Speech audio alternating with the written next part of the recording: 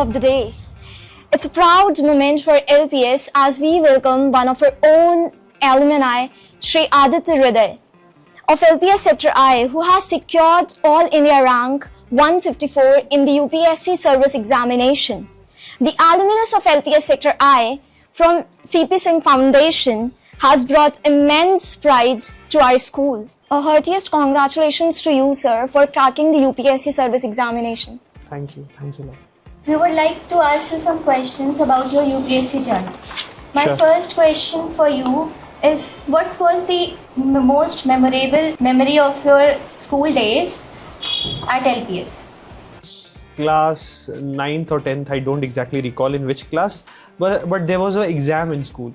I don't know by which foundation, and I wrote that exam, and somehow I got first rank in that exam. I was not expecting it, and first time I was called upon the stage to collect a prize, and I have still kept that prize in my shelf. So that day when I was called first time to come here and take a prize from the teacher, that was one of my most memorable days. Thank you, sir. Well, Sir, as the journey itself is a challenge, but I would like to know, what was the biggest challenge you faced in your UPSC preparation? I think the biggest challenge is to always stay focused and motivated, because exam is very long. Exam runs for 1 year. The prelims is in May, the mains is in August, September. The interviews are conducted from December to next March. So there is a lot of time for you to feel exhausted, become deviated, become distracted. So across my all attempts, the biggest challenge was to always stay focused on the exam, always stay motivated that I have to study again and again even if I fail. So taking right decisions at the right time is very important. So I want to know that what was the decisive moment of your life when you were preparing for civil services? One decisive moment in the preparation journey, probably the most decisive moment was that after my failure in first attempt, I left the comforts of my home and probably went to Delhi.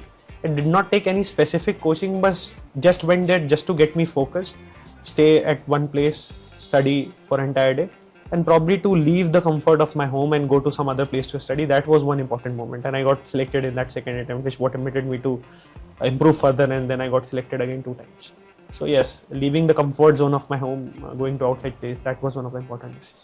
So I am also interested in knowing that from where did you get inspired, like from the school time, or from where did you get? Yes, earlier in class 6th, 7th, in the report card you had to write what is your goals and objectives. So I was looking back, I had written I want to become an IAS officer. So yes, the goal was always from childhood only. But one thing I'll tell that specifically once I went to IIT, I had a lot of interest in physics and science. I also got an internship in Indian Academy of Sciences, very prestigious. But then COVID came and my internship was cancelled. And then in COVID, you saw that the people at the forefront were the medical officers and the administrative people. They were regulating movement of people. They were ensuring delivery of essential supplies. They were giving the press conferences. So I thought that it is a job which gives you a lot of opportunity to impact the life of people. It has a lot of good exposure.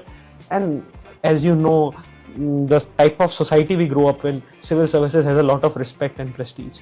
So that was always there behind my mind, that I'll have a lot of respect in society, and people aim for that. I don't think it's bad. But yes, seeing in the COVID time, the type of impact that administration was able to create, or the type of roles they were handling, that inspired me to give civil services. So what role did LPS play in shaping your personality? Very, very important role. Like apart from my parents, I think the most significant role has been of LPS. I have studied here from class 4th to 12th. I've learned from various teachers. I've been punished by various teachers. I've made mistakes. I've got poor marks. But from each of those incidents, I've learned. I've become a better person. And I can't be grateful enough, and words are not enough for LPS contribution to my career. And I'll be forever grateful to LPS. So also, are there any teachers whose influence had a great impact on your life? I don't think naming few individuals will be right here. I think every teacher who taught me right from class 4th till 12th were very important. But some teachers always I'll say a few names. Class 6th, class teacher. My class teacher was Uttama Mishra ma'am, maths teacher. So my maths was not very good until class 5th. But from class 6th, I think I got I was able to understand her way of teaching very well, and that improved my mathematics. Then Sachin Malik sir in class 9 developed my further interest in mathematics.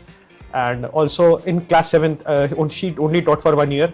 Vibha ma'am was there, and she used to mark a lot of mistakes in grammar, and my entire copy was red. But then it forced me to improve my grammar, improve my writing skills. And I'll not be if even I forget any name, I'm not able to take any name, I apologize from every teacher.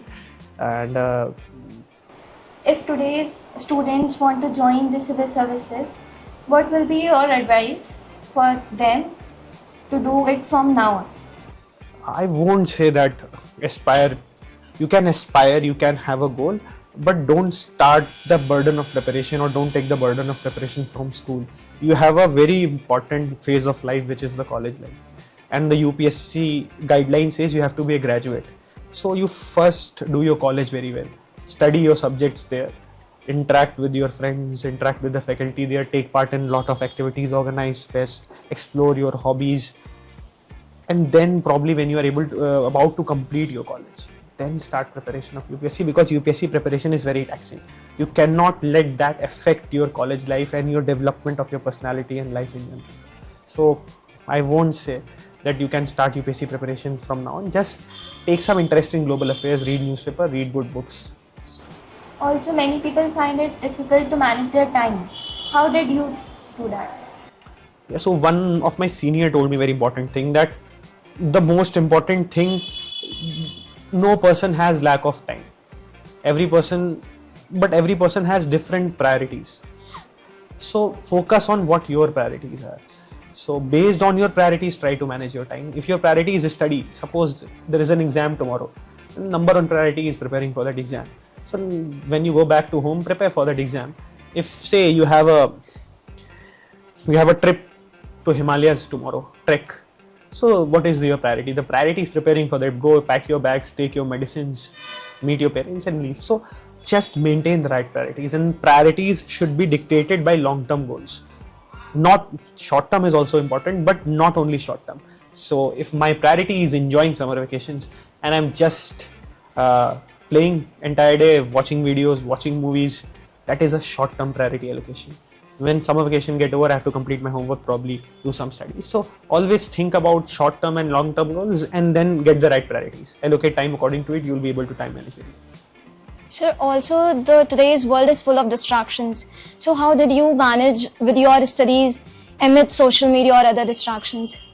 So I always try to be accountable to my parents, that okay, I'm studying this every day, and I'm minimizing the use of my mobiles. And secondly, I always try to study in an environment where my exposure to outside was limited.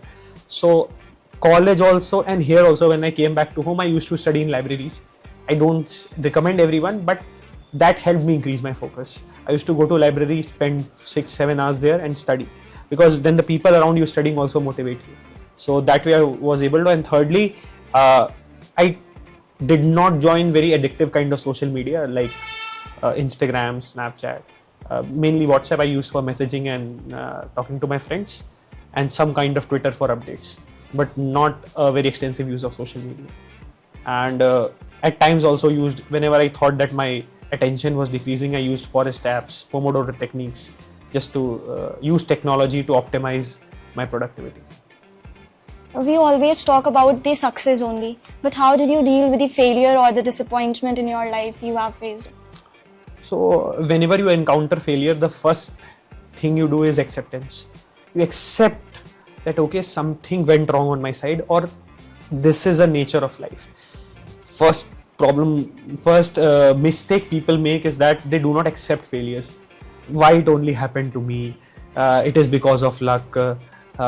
They are fraud. Exam is wrong. Accept that you went wrong, or accept that this is the nature of life. Something can happen wrong to you. Secondly, you introspect. Okay, what mistakes did I did? Replay the scenario 100 times. Okay, when I was writing exam, was I in the right frame of mind? When I was preparing, was I in the right frame of mind? Thirdly, talk to people around you. Talk to teachers. Show them your copies. Talk to them what mistake I'm making in my preparation. Talk to your parents. Talk to people who are doing very well in the examination, who are topping the examination. So talk to good, successful people. Talk to your friends, parents. Introspect, accept. This is how you deal with failures. So, what will be your message for the youth? Message for the youth. Don't make me feel old.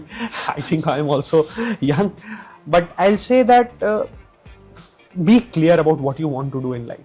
Specifically, you are in class 12th. I think it is the age of clarity. When you are in class 7th, 8th, I think it is okay. Just study, give exams, play, enjoy with friends. But in class 12th, I think you need to be clear which stream you want to study. Do they align with your goal, with your strength? Be clear. Be focused. And number 3, very, very important, is never give up. So, and always try to follow your heart, follow your dream, pursue your hobbies. That is how you be happy. Don't try to take someone else's opinion, someone else's input, and then force it upon yourself until the motivation, until the desire comes from inside. So after joining the civil services, in which field do you want to go? Yes, not everything is in your control. It depends upon what kind of service you are. So I'm currently in income tax. Probably I'll go to police service. So my objective is not any specific kind of field, but yes, the objective is if I can make a small bit of change in every department I go in, probably one small improvement, reach one more people, try to solve their problem, and just try to grow. My main objective is I'll try to improve day by day. My improvement should not stop here. I have qualified the examination. Now I'll just go to office, relax. So my objective is to keep learning, keep exploring, and learn from officers who have done very well. Just like you are talking to me, I'll try to talk to them, know about their perspective, and just try to bring about positive change in the country. We are really grateful, sir, that you spared your precious time to guide us. Thank you so much. You are such an inspiration for all of us. A heartiest congratulations to you once again.